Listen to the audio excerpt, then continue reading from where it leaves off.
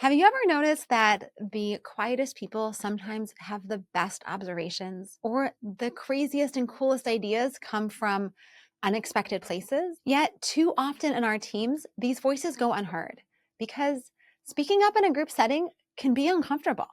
It can be hard to share critical feedback or throw out a wild idea. It can be intimidating if you don't yet have a culture of psychological safety. And that is why anonymous tools can be your first step in moving in the right direction. Welcome to the Modern Manager. I am Amy Camper Stewart, and every week I share tips and strategies to help you be a rockstar manager with a thriving team. Today, we are diving into why honest sharing is so important for a team, how you can build psychological safety starting with anonymous tools, and some tips and strategies to do just that. Now, before I dive in, make sure you hit that subscribe button so you never miss an episode. Whether you're sharing thoughts about a process, a particular person or a leader, or a decision, or a problem you're trying to solve, or an issue with a customer, or a delay, or anything else, being able to share honestly is essential to moving things through quickly, getting to the most rigorous thinking, solving problems effectively, and making good decisions. It really is the foundation of current and future success. When team members feel safe to share their thinking honestly, you get access to a treasure trove of ideas and insights that otherwise would have gone unspoken or remained hidden. Honest input helps you identify blind spots, avoid future problems, address pain points, grow and improve, and innovate more effectively. But here's the catch. If you don't have a culture of psychological safety, it is really hard to get that honest thinking into the room. So let's talk about what to do. And that's where anonymity comes in.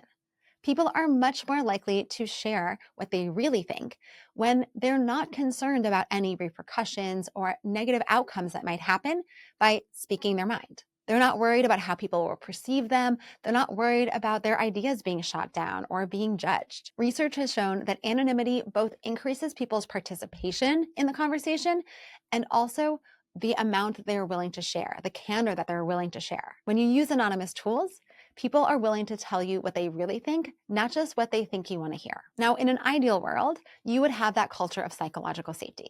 People would feel comfortable and willing to make mistakes and to share errors, to share feedback, to share ideas.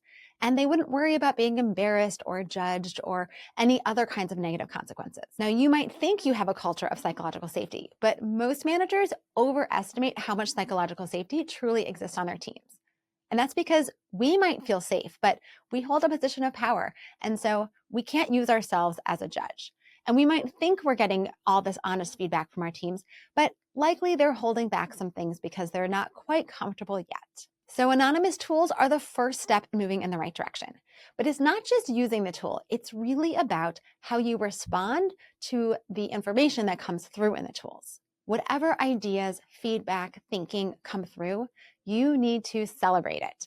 You need to be overly grateful that people brought up potential problems. They shared watchouts. They shared criticisms. You need to demonstrate that you are taking those answers seriously.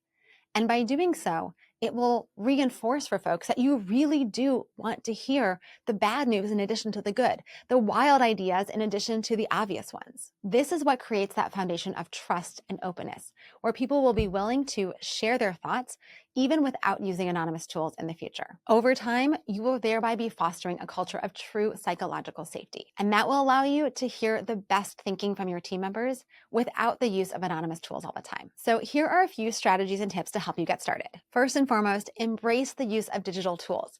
Whether you're meeting virtually or in person, there are many different forms of anonymous tools, from Google Forms to Slido to Mentimeter, and all of those allow you to ask for feedback, ask questions, allow people to rate things or share ideas, and you can gather all of that anonymously and use that as the starting point. You can even do this asynchronously and allow people to share feedback whenever they have it through an open Google form. Second, make sure you're clear about what information you're looking for and why.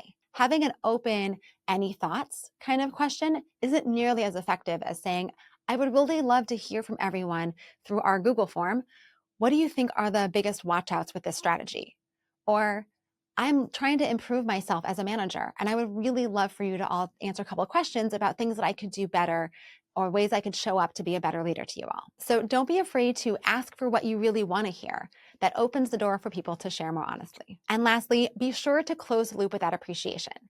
Even if you don't accept every idea and you don't incorporate every piece of feedback and you don't move forward with all of that thinking that was shared, that's okay. You don't have to. Just because you asked for it doesn't mean you need to use it. But you do need to close the loop, which means explaining why particular pieces of feedback didn't get incorporated or why a certain decision went the way that it did. That's important for people to understand so that they see that their voice was really listened to and heard and valued, even though it's not reflective in the ultimate outcome. So always share appreciation and always close the loop. By incorporating anonymous tools into your leadership toolbox, you are not just improving the thinking that gets shared and increasing the amount of information that your team has to work with, you're also building a culture of trust, of belonging, of transparency, and all of that will have ripple effects into building a stronger team in the future. When people know their voice is valued and they're listened to, that is when they're more likely to contribute. And that is where the real magic happens. If you found this video helpful, please hit that subscribe button and leave a comment. Tell me, what are some of your favorite tools for building psychological safety or for incorporating anonymity into your discussions? And as always, make sure you check out my latest video.